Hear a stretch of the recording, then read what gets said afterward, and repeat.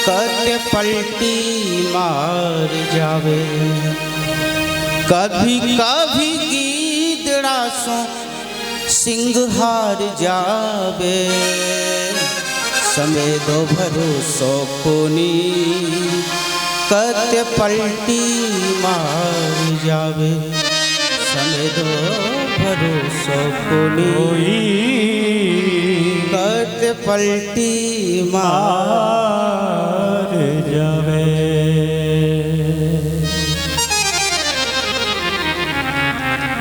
कहते हैं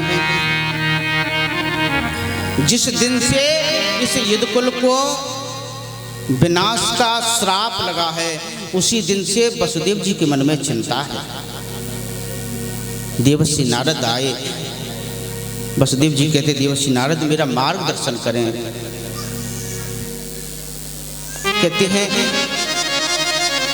बोले नारद जी इस भागवत धर्म को हम बचपन से सुनते आ रहे हैं, ये भागवत धर्म है क्या?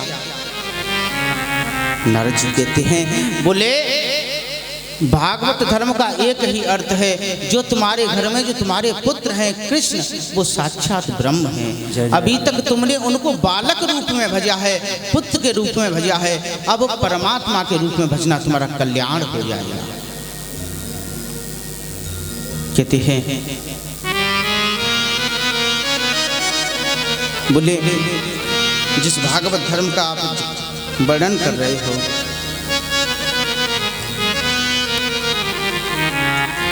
बोले वसुदेव जी जीवन में जो कुछ भी किया है, चाहे पुण्य किया है चाहे पाप किया है, उस सबको कृष्ण के चरणों में पटक दो। बोले महाराज कायेन वाचा मनसेन्द्रियैर्वा, हमारी वाणी से, हमारे कर्म से, हमारे मन से जो कुछ भी पाप पुण्य हुए हैं प्रभु,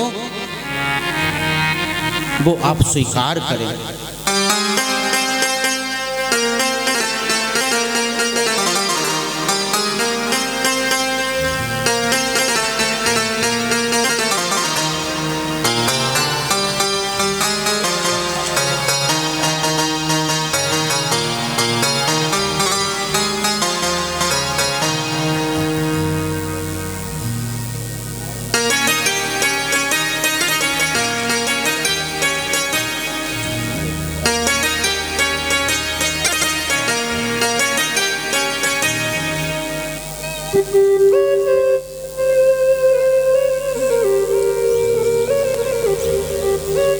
बोले वसुदेव जी जो प्रश्न तुमने मुझसे किया है ना, ये भागवत धर्म क्या है, यही प्रश्न एक बार यदु महाराज ने दत्तात्रेय जी महाराज से कहा था। दत्तात्रेय ने कहा बोले मैंने जीवन में 24 गुरु बनाए हैं, जिससे जो सुंदर शिक्षा मुझको मिली मैंने वही अपने जीवन में गुरु बनाया है।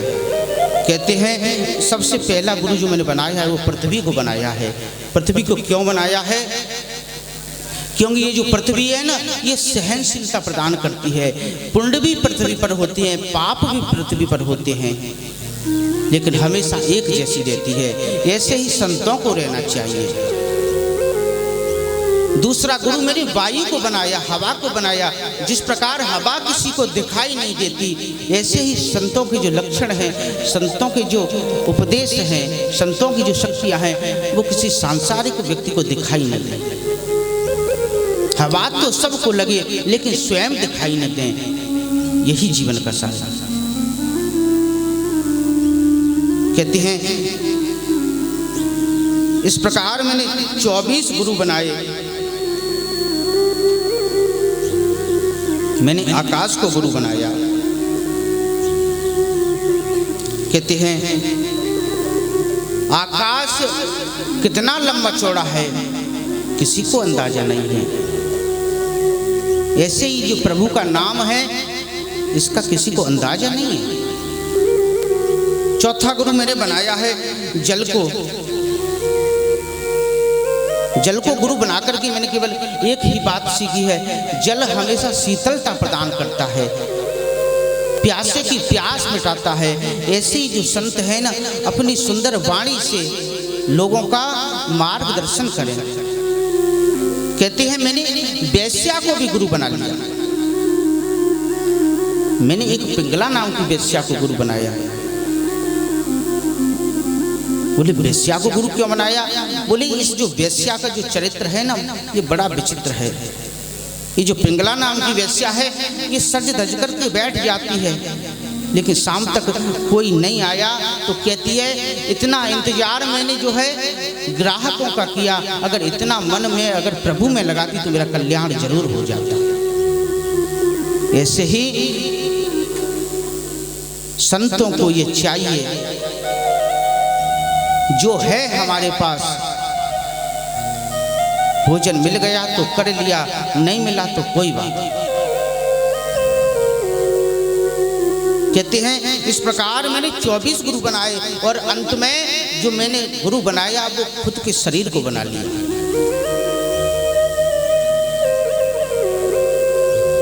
सुखदेव जी की तरह जो परीक्षित वसुदेव जी को सुंदर उपदेश करके और नारद जी वहां से चले गए। वसुदेव जी ने कृष्ण को परमात्मा के रूप में भजा, कल्याण हुआ। समय आया, ये जो यदुवंशी हैं ये आपस में लड़ने लगे, और जैसे ही लड़ने लगे हैं कृष्ण बलराम समझ जाते हैं। बोले बेटा क्यों लड़ रहे हो, क्या बात है? लेकिन कोई नहीं मानता, कृष्ण बलराम को भी मारने दौड़ते हैं।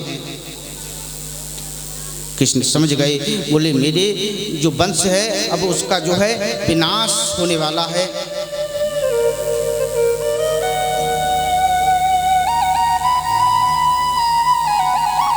इसलिए ये जितने भी यदुवंश हैं आपस में लड़ने लगे, हथियार समाप्त हो गए। तो वही एरका नाम की जो घास समुद्र में प्रकट हुई थी, उसी एरका की जो घास है उससे एक दूसरे के ऊपर वार करने लगे, मारने लगे। 99 लाख से भी ज़्यादा जिनकी जनसंख्या थी, ये आपस में लड़ करके मर गए। बलराम जी कहते हैं, बोले कन्हैया मैं अब अपने स्वरूप में जाना चाहता हूँ। कहते हैं बलराम जी समुद्र में गए और अपने स्वरूप में आ गए हैं, शेष अवतार में आ गए हैं। थोड़े बहुत जो यदुवंशी बच्चे थे, जैसे ही अपनी लीला को संपन्न करके कृष्ण जाना चाहते हैं, अर्जुन से कहा, बोले अर्जुन ये जो थोड़े बहुत जो यदुवंशी बच्चे हैं ना, आप इनको मथुरा ले जाओ, क्योंकि मेरे जाते ही ये द्वारका समुद्र में डूब जाएगी। कहते हैं अर्जुन कृष्ण की पत्नियों को लेकर के